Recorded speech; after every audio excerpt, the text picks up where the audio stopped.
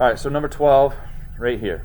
Okay, looking at, again, right, I already talked about these two lines. Okay, this one, the only way to do it is on top.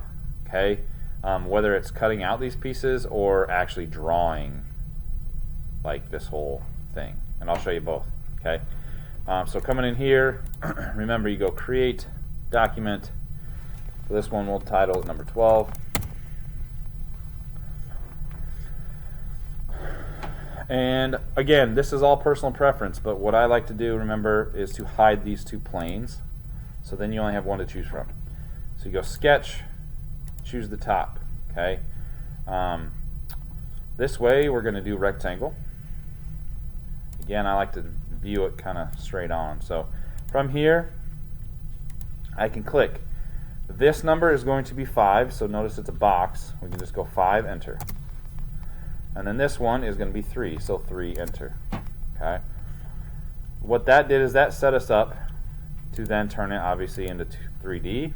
Click it, and this goes up 2. Now, looking at it from isometric view, it is pointed the same way as our drawings, right? Okay, so to me that's going to be easier. Come back here. So what you'll have to do though is sketch on top with your line tool.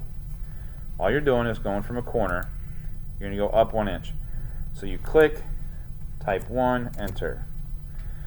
Then with it still connected, make sure it's straight. Click 1, enter, and you're just making a triangle. Then you're going to do the same thing on this side. 1, enter, 1, oops, click 1, enter, connect. Okay?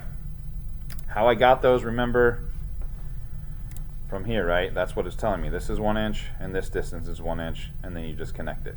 Okay? The key with this is when you go to extrude them, you have to click both of those triangles you drew, and then you just remove and change it to through all, and now you have number 12. Okay? Another way to do 12